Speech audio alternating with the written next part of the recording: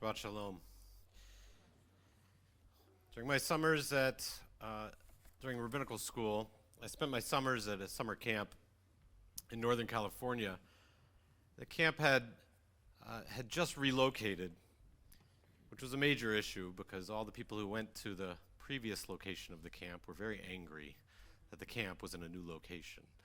And to them they said, we would have done this differently, right? No, it doesn't matter if everything ended up working out, which it did in the long run. They said, you know what, you all made the wrong decision. If I had been in your place, I would have known what to do and I would have done it differently, and now I'm angry because you made a bad decision.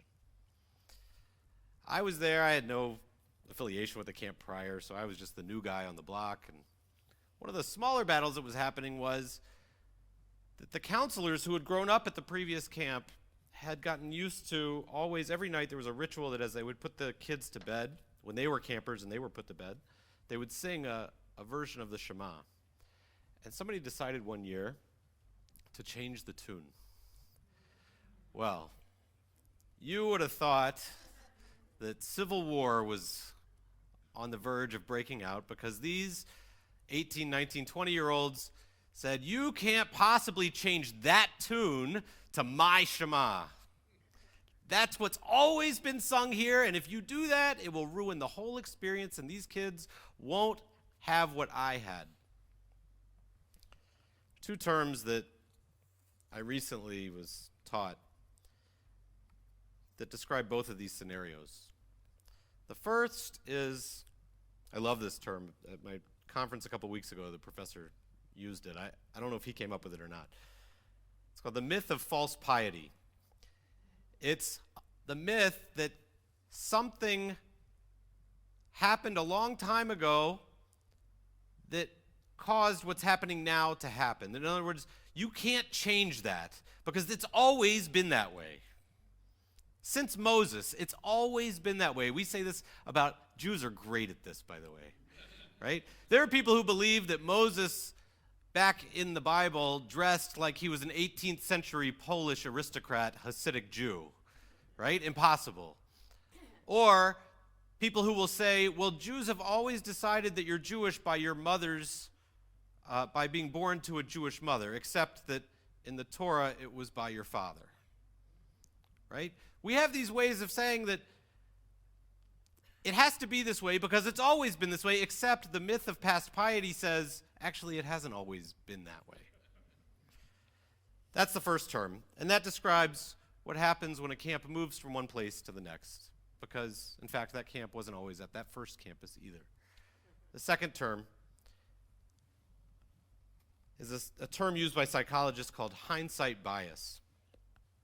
Hindsight bias is a tendency we have to predict an outcome, to basically say that we're right about something that we had no way of being able to be right about. So the examples are, you might say today, I knew it was going to snow today. I felt that the air was colder last night, so I knew today, honey, I knew it was going to snow today. I was ready. Or as one article pointed out, they said a kid gets a letter in the mail that they've been accepted to the college of their choice. Their mother turns to them and said, I knew you were going to get in.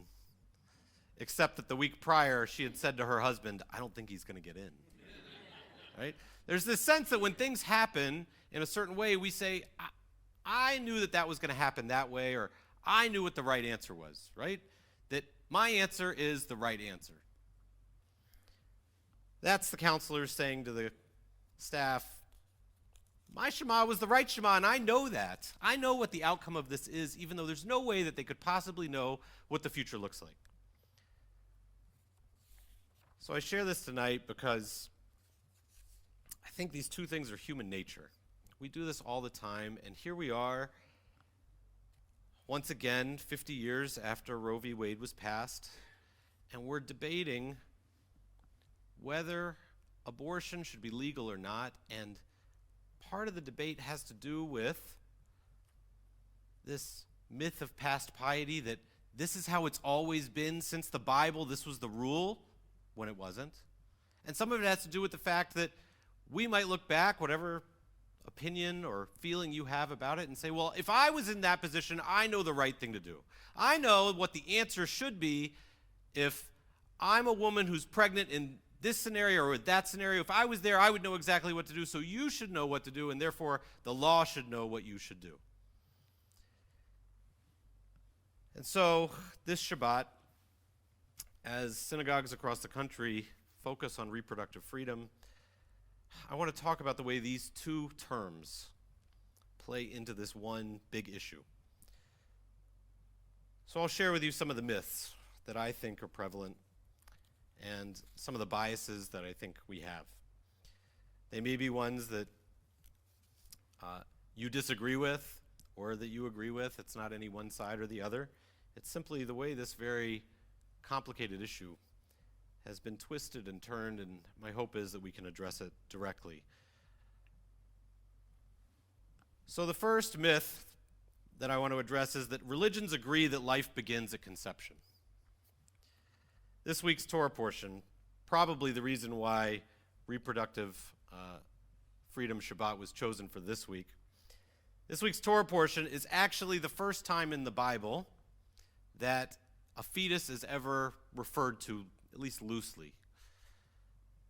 The passage is, when two parties fight and one of them pushes a pregnant woman and a miscarriage results, but no other damage ensues, the one responsible shall be fined according to the woman's husband, as the woman's husband may exact, the payment to be based on reckoning. In other words, that's a long way for the Torah of saying, we don't know what the cost is.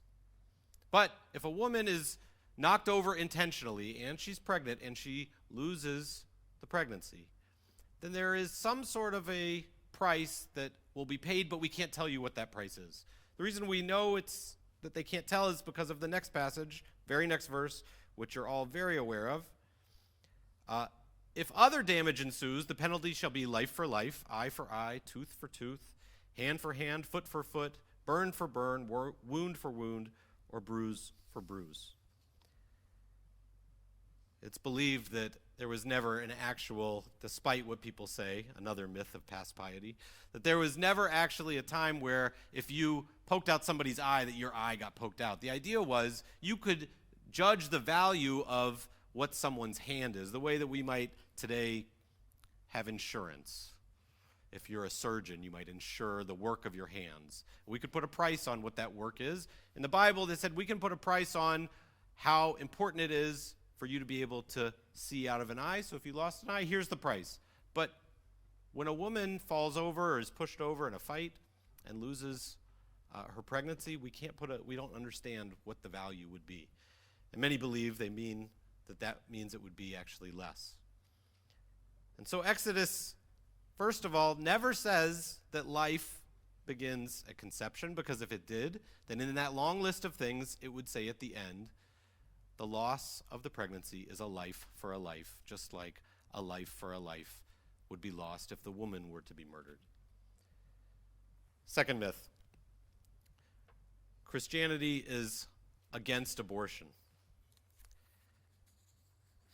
While the Catholic Church is consistently pro-life, a recent study showed that American Catholics are pretty evenly divided, about half remaining in favor of a woman's choice and half against it. But I also came across this fascinating article from a little while ago, 2014. It's from this professor at Dartmouth University, Randall Balmer, who writes about how the evangelical church started to have their opinion, one that we presume has been stable from the beginning, on Roe v. Wade. Here are his words. In 1968, a symposium sponsored by the Christian Medical Society and Christianity Today, the flagship magazine of evangelicism, refused to characterize abortion as sinful and said in their article, quote, individual health, family welfare, and social responsibility are justifications for ending a pregnancy. That's 1968 from an evangelical magazine. In 1971, the Southern Baptist Convention, you've heard of them, in St. Louis passed a resolution encouraging Southern Baptists to work for legislation that will allow the possibility of abortion under such conditions as rape, incest, and clear evidence of severe fetal deformity. and carefully ascertained evidence of the likelihood of damage to the emotional, mental, and physical health of the mother. A pretty close definition to what a lot of Jewish communities would use as their definition, depending on how broadly you want to define the emotional, mental, and physical health of the mother. And in the following year, so that was in 71. The Southern Baptist Convention says we believe abortion can happen in these circumstances. Well, you might say, well, okay, but then Roe v. Wade happened, maybe they changed their mind. No, 1974, after Roe v. Wade, what do? They double down and they say, no, we reaffirm our statement from 4 years ago that actually we believe abortion should be legal in the following circumstances. So it hasn't always been that the evangelical church has been only on one side of the issue. That too, a myth that perhaps we've adopted. So now what about our bias? The idea that we believe as human beings that if I was in somebody else's scenario, I would know what to do. This is more personal, less about organized religion, and more about how perhaps we might think individually. In a recent article in the New York Times that described what the demographics of the typical person seeking an abortion is, they wrote, 25% of women will have an abortion by the end of their childbearing years. So we might think that I don't actually know anybody who has been through this. These are people whose faces I don't recognize. Chances are, if you know more than 3 women in your life, you might know somebody who's been in this scenario and chosen to have an abortion for whatever reason they chose. We might also believe, as a bias, that the more access women have to abortions, the more abortions will happen.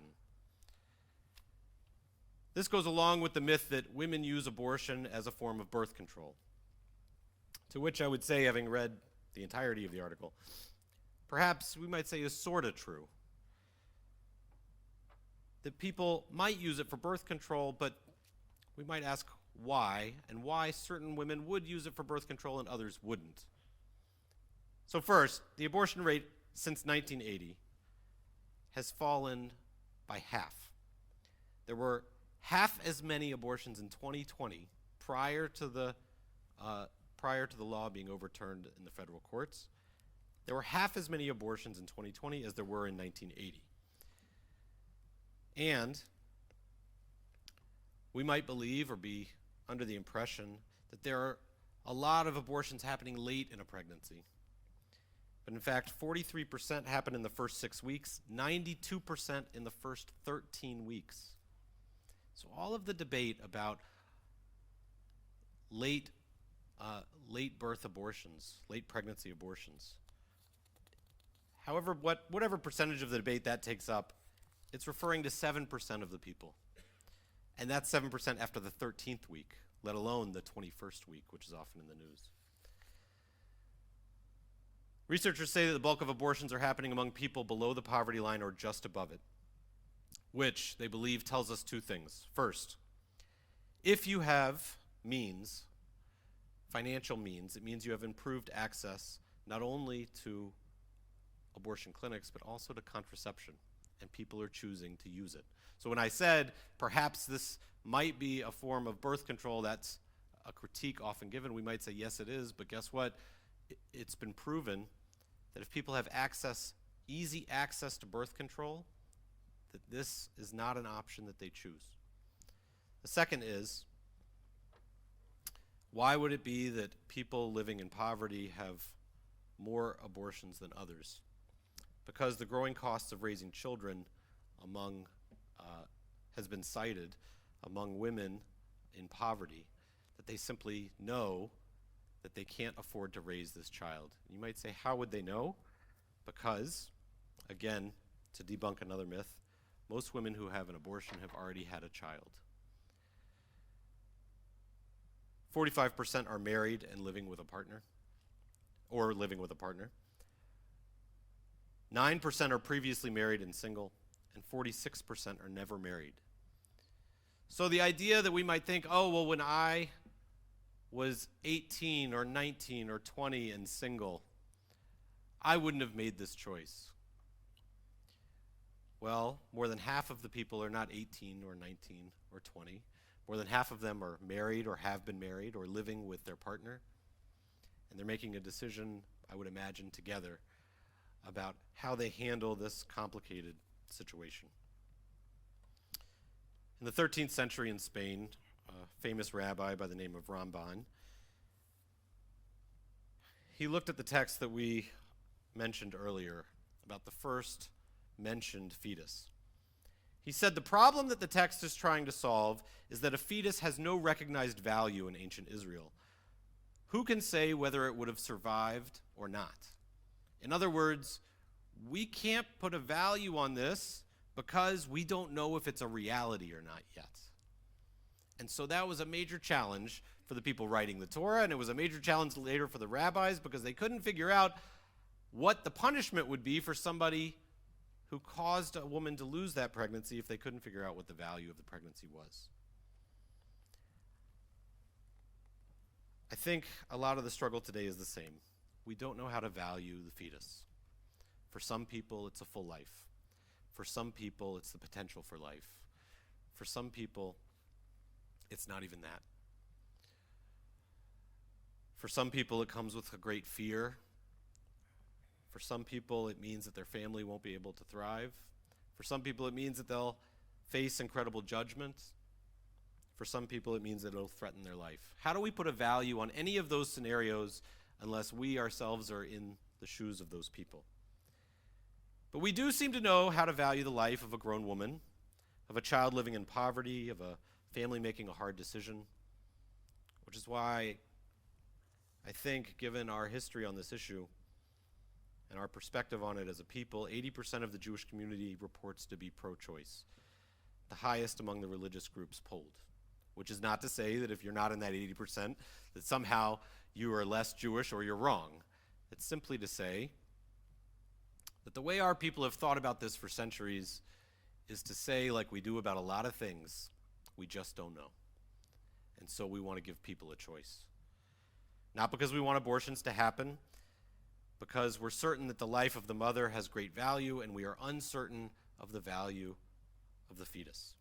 So we trust our valued women to make this difficult decision, one often filled with many unknowns, and we do our best to be with them, to not be against them, as they do what they know is right for them and their family.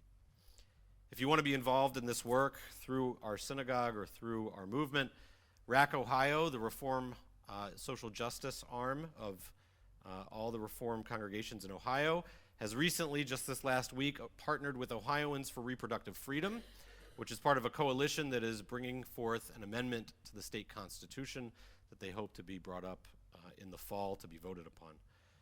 And so they invite you to join with this broad group of religious leaders outside of the Jewish religion as well, who are coming together across the state to fight for reproductive freedom.